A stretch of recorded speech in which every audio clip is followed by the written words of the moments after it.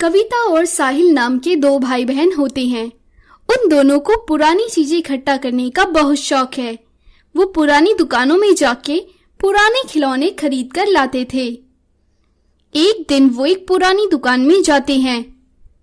वहां पर उन्हें एक गुड़िया दिखती है जो कि बहुत पुरानी होती है। कविता को वो गुड़िया बहुत पसंद आती है।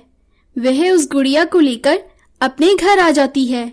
उस गुड़िया में कुछ अजीब सी कशिश थी। कोई भी उसे देखता था तो उसकी तरफ खींचा चला जाता था। इसी कशिश के चलते कविता का दिल उस गुड़िया पर आ गया था। कविता मन ही मन बहुत खुश थी कि उसे इतनी सुंदर डॉल मिल गई है। अब वो उसके साथ खेला करेगी। एक हफ्ता बीत जाने के बाद एक दिन अचानक रात का समय होता है। कविता अपने घर में बैठी टीवी देख रही होती है। तभी उसको ऐसा लगता है कि उसके बगल वाली कुर्सी पर कोई बैठा है। जब वह जैसे ही पीछे मुड़कर देखती है तो उसे कुर्सी पर कोई नहीं दिखाई देता। उसे लगता है शायद ये उसका भ्रम था। वह फिर से टीवी देखने लगती है। तभी अचानक से कुर्सी के हिलने की आवाज आती है। जैसे ही कविता उस कुर्सी की तरफ देखती है, कुर्सी रुक जाती है। ये देख कविता बहुत ज्यादा डर जाती है। अचानक से लाइट चली जाती है। वह अपने भाई साहिल को आवाज लगाती है, लेकिन कविता की आवाज साहिल तक नहीं पहुंच पाती है। आनन फानन में चौकी से मोमबत्ती निकालती है। जैसे ही माचिस की तिल्ली जलाती है तो उसे बाहर खिड़की से कोई झांकता हुआ नजर आता है। अब तो उसकी सांसें मानो थम सी गई हो। वह डरी हुई वहीं खड़ी रहती है। कुछ देर तक खिड़की की तरफ देखती रहती है। जैसे ही वह खिड़की के पास जाती है, वहां कोई भी नहीं होता, जबकि उसे वहां एक आत्मा खड़ी हुई दिखाई दे रही होती है। तभी वह अलमारी में रखी अपनी गुड़िया को देखती है, लेकिन वहां गुड़िया नहीं होती। उस गुड़िया को वह चारों तरफ ढूंढती है, अपने घर के बाहर सब जगह, लेकिन वो गुड़िया आखिर में उसे उसी ही खिड़की के पास दिखाई देती है जहां पर उसे वो आत्मा दिखाई दी थी। तो वह सोचती है, मेरी इस गुड़िया को यहाँ कौन लाया। जब अगली सुबह होती है, वो सारा वृतांत अपने भाई साहिल को बताती है। साहिल उसकी बातों पर यकीन नहीं करता। वह यह कहकर टाल देता है, शायद तुमने कोई सपना देखा होगा। पर कविता को पूरा विश्वास था कि खिड़की पर जरूर कोई खड़ा था और यह उसका सपना नहीं था। लेकिन एक सवाल जो उसके मन में कचोट रहा था कि आखिरकार गुड़िया अलमारी में से निकलकर खिड़की के पास कैसे पहुंच गई। उस दिन कविता अपने स्कूल जाती है और पढ़ाई खत्म होने के बाद जब वह अपने घर के लिए निकलती है तो रास्ते में उसे ऐसा लगता है मानो उसे पीछे से किसी ने आवाज दी हो, कविता, कविता। वो पीछे मुड़कर देखती है तो वहां कोई नहीं होता। ऐसे में कविता बहुत डर जाती है। वो दौड़ती हुई अपने घर आती है। घर पहुंचते ही जो वह देखती है उसे देखकर वो हैरान हो जाती है। वह देखती है उसका भाई साहिल उसकी तरफ आंखें फाड़ता हुआ तेजी से बढ़ता हुआ उसे मारने आ रहा है। इस नजारे को देखकर कविता डर जाती है और तेजी से साहिल को एक धक्का मार देती है। साहिल को जैसे ही धक्का लगता है वह नीचे जमीन में गिर पड़ता है। उसका सिर दीवार से टकरा जाता है और वह वहीं बेहोश हो जाता है। थोड़ी देर बाद साहिल को होश आता है तो वह कहता है, मैं यहाँ कैसे पड़ा हूँ, मुझे क्या हुआ है कविता। कविता उससे पूछती है, तुम्हें क्या हुआ था, तुम मेरी तरफ आगे बढ़कर मुझे मारने आ रहे थे, फिर मैंने तुम्हें धक्का मार दिया और तुम बेहोश हो गए। साहिल बताता है, तुम्हारे जाने के बाद मैंने देखा कि बाहर सड़क पर कोई मुझे देख रहा है। मैं जैसे ही उसके पास जाता हूँ वो अचानक गायब हो जाता है।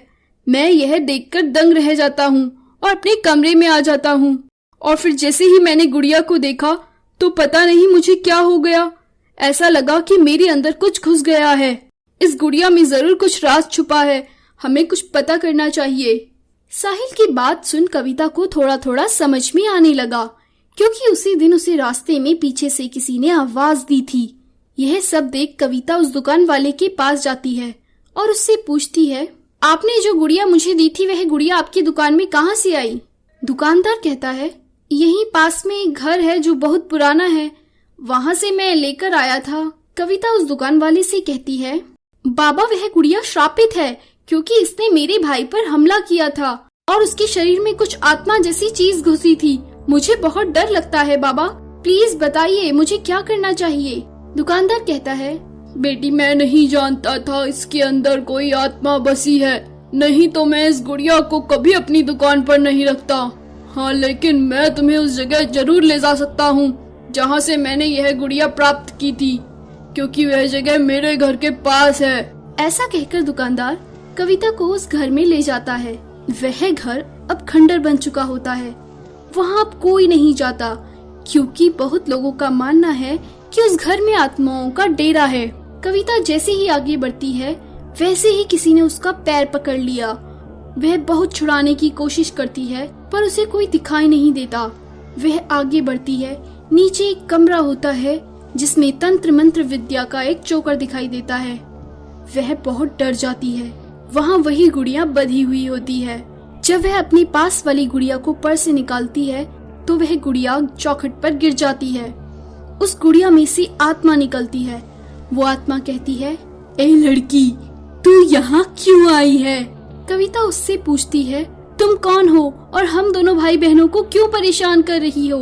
आत्मा कहती है, इस परिवार वालों ने मुझे तंत्र मंत्र विद्या से बुलाया था और जो अधूरी रह गई, उसके बाद मेरी आत्मा इस गुड़िया में समा गई है। अब मैं इस गुड़िया से बाहर नहीं जाऊंगी और तुम्हारे भाई पर कब्जा कर लूंगी।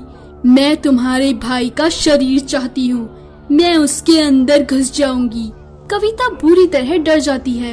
वो वहाँ से भागती है और भागकर सीधा घर जाती है।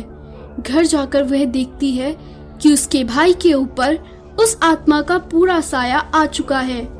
उसने उसके भाई के शरीर पर कब्जा कर लिया है। उसका भाई अजीब अजीब सी आवाजें निकाल रहा होता है। कविता भागती हुई दुकानदार के पास जाती है और उससे विनती करती है कि मेरे भाई को बचा लो। तभी वह दुकानदार उसे एक तांत्रिक का पता देता है और उसे कहता है, बेटा उस तांत्रिक के पास जा, यह तेरी मदद जरूर करेगा। लेकिन कविता अपनी गुड़िया को उस शमशान में छोड़ आई थी। अब वह तांत्रिक को क्या दिखाएगी? यह सोचकर वह तांत्रिक के पास जाती है। तांत्रिक को अपने साथ वह खंडर में ले जाती है। वहां जाकर वे उस गुड़िया को उठा लाती है। फिर वह तांत्रिक अपनी तंत्र विद्या से उस गुड़िया के अंदर एक सुई चुभोता है। जैसे ही गुड़िया को सुई लगती है, साहिल के अंदर से आत्मा बाहर निकल जाती है। बाद में तांत्रिक उस गुड़िया को कब्रिस्तान में ले जाकर दफना देता है और इस तरह कविता और उसका भाई उस श्रापित गुड़िया से बच जाते हैं।